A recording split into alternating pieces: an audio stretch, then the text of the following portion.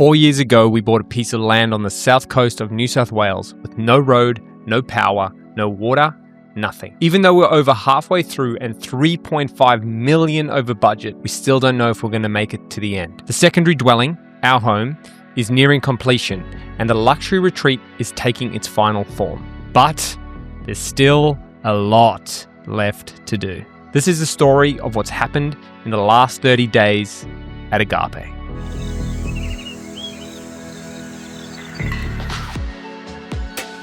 Primary dwelling is finally coming together. You can see the carport coming up as well at the same time.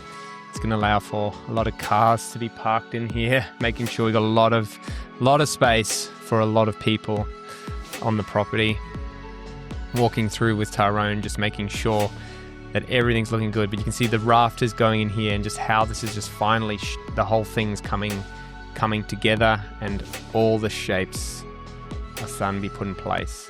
This really frames the view, and it was something we were waiting for a very long time to get put in. And you can see there's it's like a lake in here because we haven't had a roof on this building. But it's starting to look so nice and tying all together. You can see all the services, the aircon, all of those things being put in as well.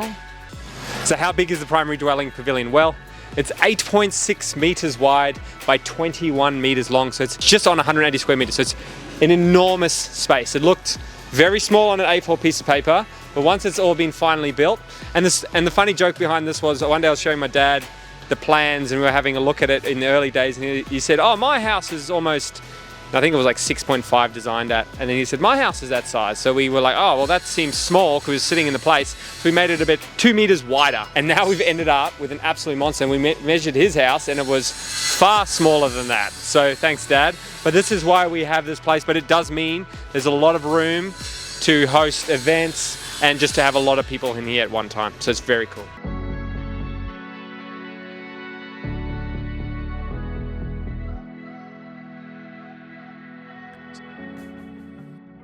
You can just see the sheer amount of trades needed to get this thing done. It's just an absolute crazy work site. Thankfully, we have the space for it. And flying over to the garage and seeing the secondary dwelling just sitting there all by itself is so cool. So here at the secondary, we are starting the gyprocking stage, which is the sheet, just to cover everything in. But this really shows a lot of what they call in the industry visual progress. And that brick wall just looking so nice now that the mortar's all dried. You see how bright this room is now with this, and we're just talking through the glass here, right, for the bathrooms. But you can see how much brighter these rooms are now ever since the gyprock goes in. So here they are just putting it in. They're absolute machines, just flying through this.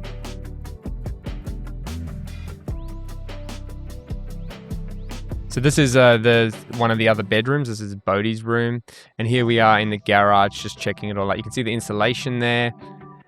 A lot of insulation in this place to keep it, cool with all the black on the outside. But this should really work. And this is the office. We're walking over there to check out the glass as well. And this is also sheeted, ready to get sanded down and then painted. And just making sure and measuring the final bits for the glass here, the shower screens, to make sure they can all go in. What a stunner.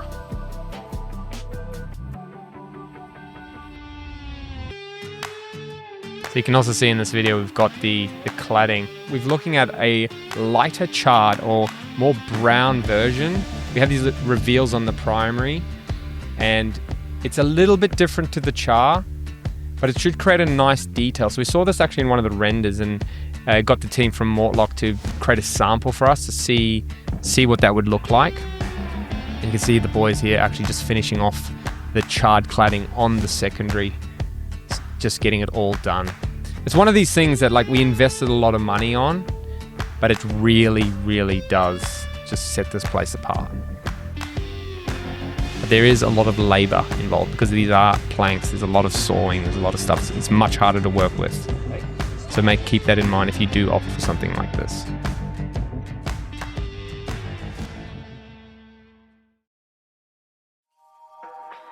All right, so you can see here we've already got the screed down around the pool area. So this was all tiled. Originally, this was all going to be timber decking. So making this change was a big change. It did cost money because it was something that we kind of didn't think about, I'd say.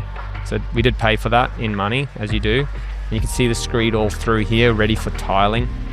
You get the stainless steel drains in there that all needed to be done. But yeah, we're just trying to figure out how to do the glass. So we need a bit of glass around the pool. We also needed it around some of the edges where the drop is or the fall is bigger than 1 meter. So we're just discussing this here with the team, just walking through and talking and understanding what it looks like. And then at the same time, we have a awning going in, which needs to be coordinated around the glass. So you got to see the two teams here working and talking through it just to make sure that it all works out in the end and no one's in the way of each other. But we had the option here of choosing glass or more of a steel kind of structure.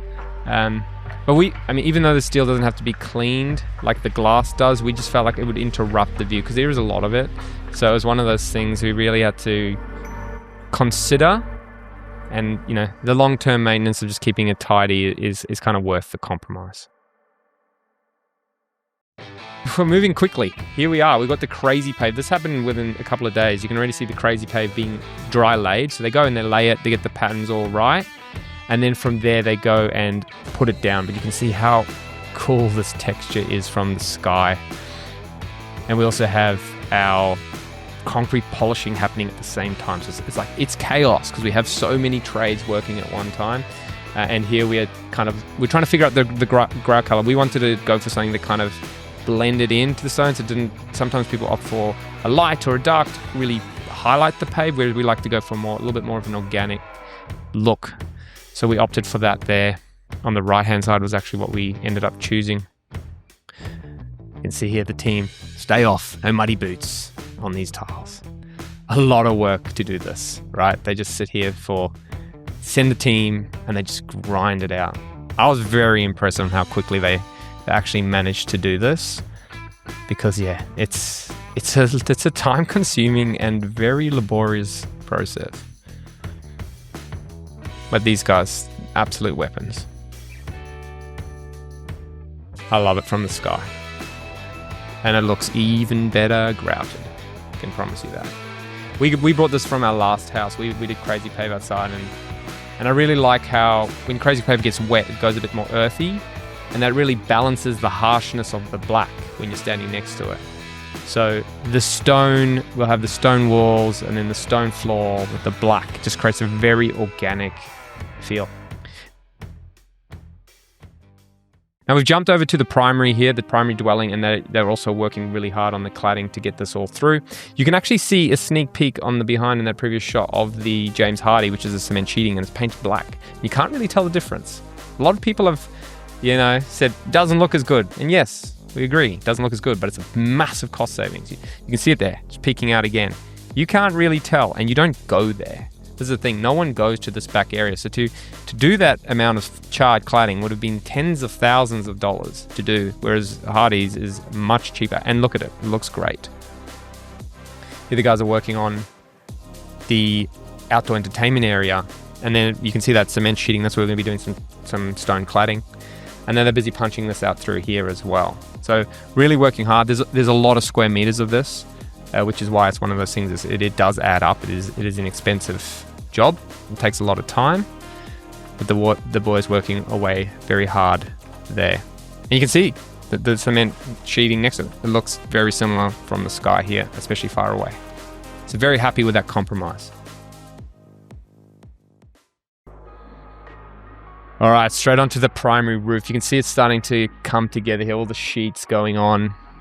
A few gaps there where we had some steel beams go in after the fact, but you can see how this roof. So this is a ColourBond Monument Matte with the clip lock profile, which, originally when we first started designing, this was designed to be like a standing seam, but it's far more expensive. And we opted for clip lock, and we're talking hundreds of thousands of dollars cheaper for a roof.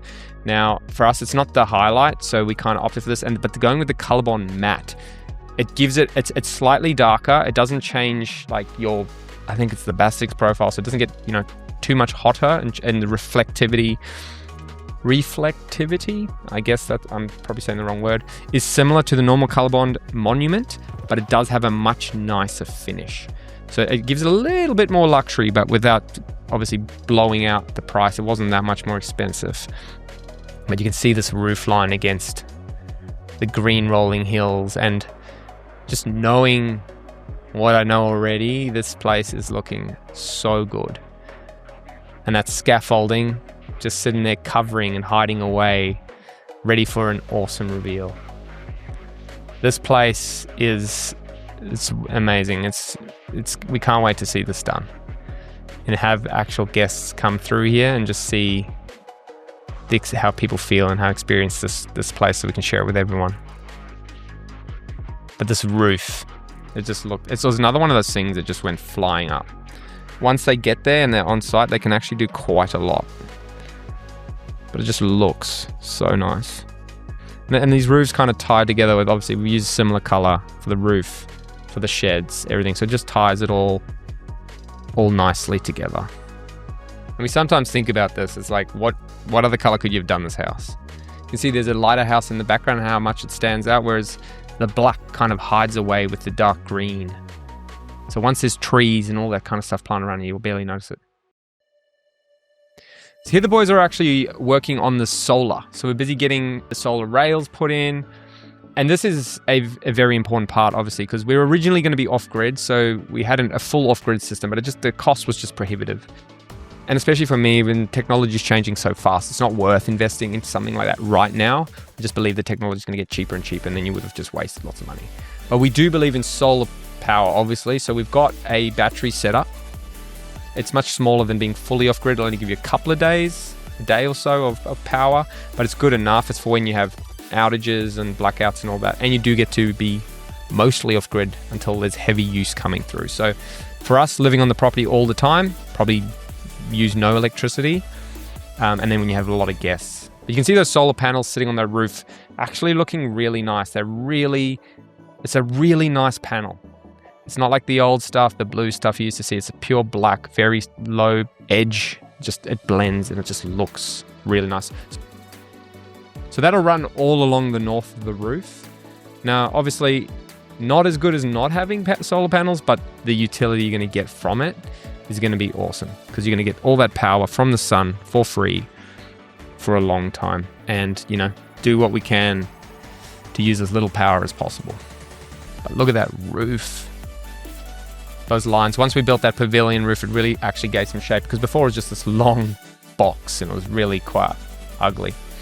Here you can see the scaff actually being dropped, right? This was such a great day because you could finally see, and this corner of this house is actually so nice in person. Like when you're on the ground level, when you're looking at that corner glass window, and this is all going to be stone clad down the bottom here with planter box around there. So you're going to have plants falling over that.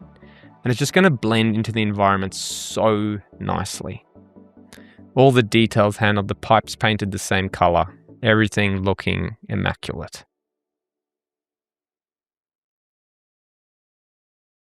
This is where everything's starting to come together. This is the final finish. The crazy thing with concrete is you don't know what you're going to get until they start polishing it. So when it's poured and stuff, it looks much lighter. You can see the lightness, and then where they pour the water is kind of what the finish is going to look like.